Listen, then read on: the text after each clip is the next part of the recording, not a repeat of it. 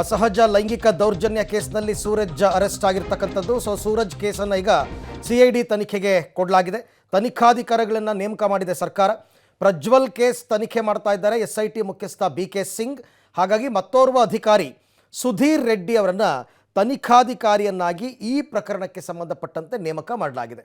ಹಾಗಾಗಿ ಇನ್ನು ಈ ಒಂದು ಕೇಸ್ ದಾಖಲಾಗಿರ್ತಕ್ಕಂಥದ್ದು ಹೊಳೆನರಸೀಪುರ ಗ್ರಾಮಾಂತರ ಸ್ಟೇಷನಲ್ಲಿ ಆದರೂ ಕೂಡ ಈಗ ಇದನ್ನು CIDಗೆ ವಹಿಸಿರೋದ್ರಿಂದ CID ಅವರೇ ತನಿಖೆಯನ್ನು ಮಾಡ್ತಾರೆ.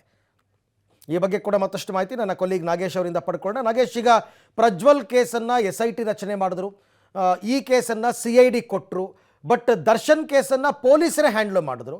ಈ ಥರ CIDಗೆ ಕೊಡೋದಕ್ಕೆ ಏನಾದರೂ ಸ್ಪೆಸಿಫಿಕ್ ರೀಸನ್ ಇದೆಯಾ ಅಂತ? ಅರವಿಂದ್, ಬಹಳ ಪ್ರಮುಖವಾಗಿ ಸೂರಜ್ ರೇವಣ್ಣ ಅವರ ವಿಚಾರದಲ್ಲಿ ಈ ಒಂದು ಪ್ರಕರಣ ಈಗಾಗಲೇ ಏನು ಹಾಸನದಲ್ಲಿ ಪ್ರಕರಣ ದಾಖಲಾಗಿದ್ದು ಅವರನ್ನು ಅರೆಸ್ಟ್ ಅನ್ನು ಕೂಡ ಮಾಡಿರುವಂಥದ್ದು. ಪ್ರಕರಣಕ್ಕೆ ಸಂಬಂಧಪಟ್ಟಂತೆ ಮತ್ತಷ್ಟು ದೂರುಗಳು ದಾಖಲಾಗುವ ಸಾಧ್ಯತೆ ಇದೆ ಅನ್ನುವಂಥ ಮಾಹಿತಿ ಈಗ ಸರ್ಕಾರಕ್ಕೆ ಇರುವಂಥದ್ದು ಕಾರಣಕ್ಕಾಗಿ ಸೂರಜ್ ರೇವಣ್ಣ ಅವರ ಪ್ರಕರಣವನ್ನು CIDಗೆ ಕೊಟ್ಟು ಸರ್ಕಾರ ಆದೇಶವನ್ನು ಮಾಡಿರುವಂಥದ್ದು.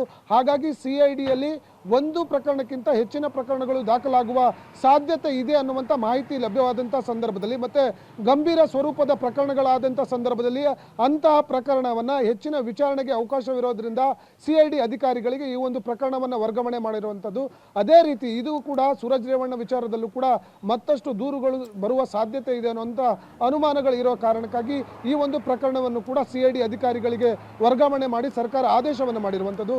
ಹಾಗಾಗಿ ಈ ಒಂದು ಪ್ರಕರಣದ ತನಿಖೆಯನ್ನು ಪ್ರಜ್ವಲ್ ರೇವಣ್ಣ ಅವರ ಕೇಸನ್ನು ತನಿಖೆ ಮಾಡಿದಂಥ ಅಧಿಕಾರಿಯೇ ಈ ಒಂದು ಪ್ರಕರಣವನ್ನು ಕೂಡ ತನಿಖೆ ಮಾಡಲಿಕ್ಕೆ ಆದೇಶವನ್ನು ಮಾಡಿದ್ದಾರೆ ಅನ್ನುವಂಥ ಮಾಹಿತಿ ಈಗ ಸದ್ಯಕ್ಕೆ ಲಭ್ಯವಾಗಿರುವಂಥದ್ದು.